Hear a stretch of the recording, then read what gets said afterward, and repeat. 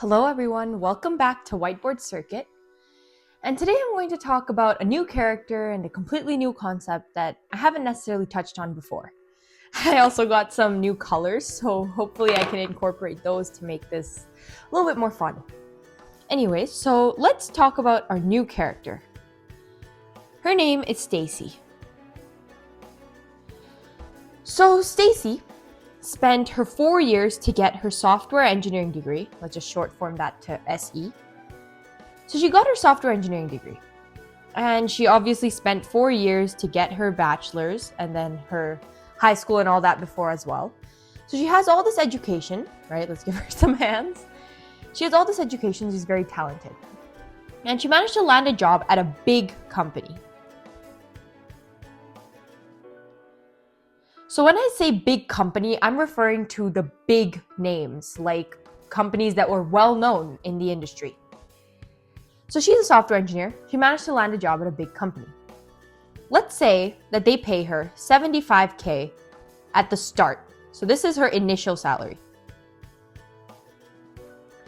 She starts by getting paid $75K annually. Now, after working in that company for 5 years, let's say, her salary goes up to $80K. So Stacy, obviously, she thinks that she is overqualified for how much she's getting paid. She doesn't think it's fair. She goes to a family event and meets some of her other friends and realizes that some of the people in similar roles, maybe not software, maybe mechanical engineering or different types of graphic design, are getting paid above $110K. They're getting paid almost that much after 5 years of experience. People she graduated college with are getting paid almost $30K more than she is. So Stacy feels like she's being undervalued in the company. So she goes to her manager, asks him, hey, do you think I could get a promotion? Do you think I could get a raise? Maybe something that would bring my salary up because I feel like my work is being under-promoted and I'm being undervalued. Her manager says that all of the engineers at that level with 5 years of experience in their company get paid $80K and basically says, no, I'm not going to give you a raise.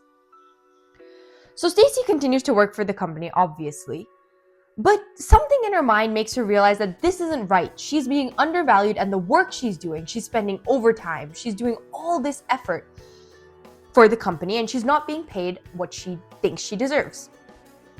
Now, just for context, let's say Stacy's job is to build graphics, build websites, deal with advertisements, and she's doing a lot of digital marketing.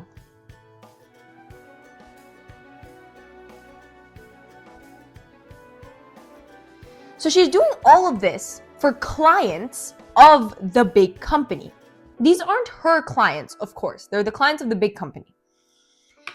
So Stacy's doing all of this and she's building multiple websites, but everything she does is under the name of the big company. They own the rights to everything she develops. So Stacy decides to go back into the job market and looks for multiple jobs. Switch to a different color just for the fun of it.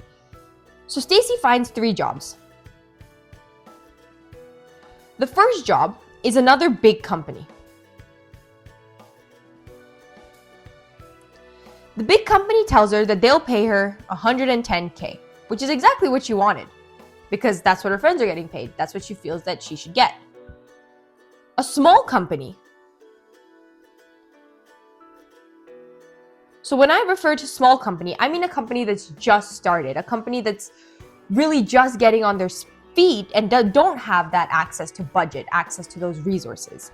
They'll pay her the same that she got paid here, $80K. But they will give her her own rights to her designs. So basically, any design she makes, instead of it being trademarked by the company, it'll be given to her name. So of course she can sell it to the clients, and they'll take a small portion, like a royalty, but any design she makes will be developed by her. And then another big company pays her something else. Let's just say like $130K. So now Stacy has a decision to make.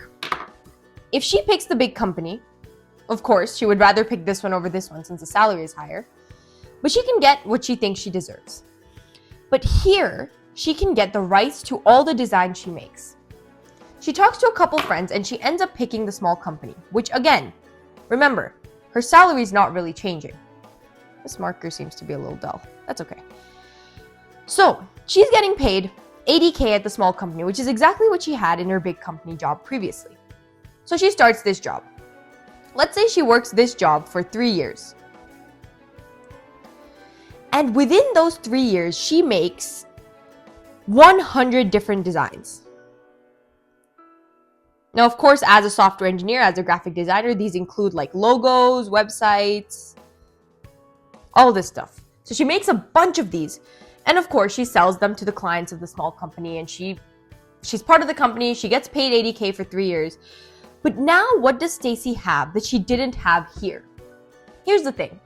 Stacy worked at this big company for 5 years and had nothing. She came out with, of course, the salary she got paid, and that's it.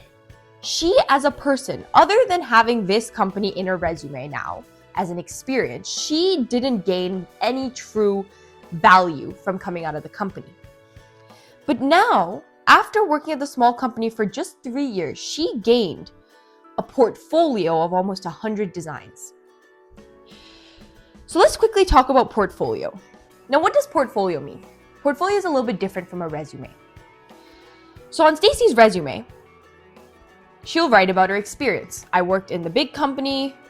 I worked in the small company. She'll talk about all that. She'll talk about what she learned. She'll talk about all the experiences she gained in those companies. Now, her portfolio is what defines her value. It's what she designed. It's her personal projects. It showcases her skills. So now, having access to 100 of her own designs, having rights to her own designs, she can display them on her portfolio.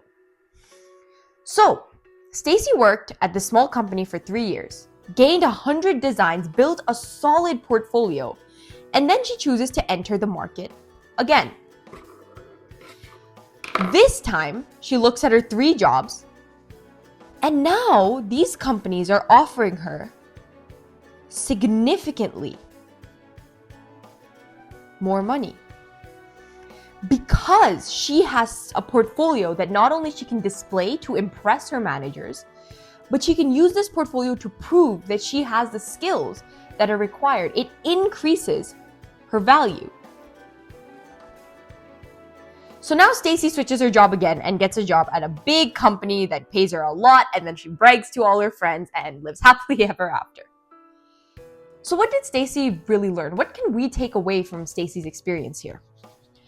Well, there's a few things we can learn from this. Let's quickly get rid of all this. Switch back to our original color. So, first thing we can learn is comfort zone.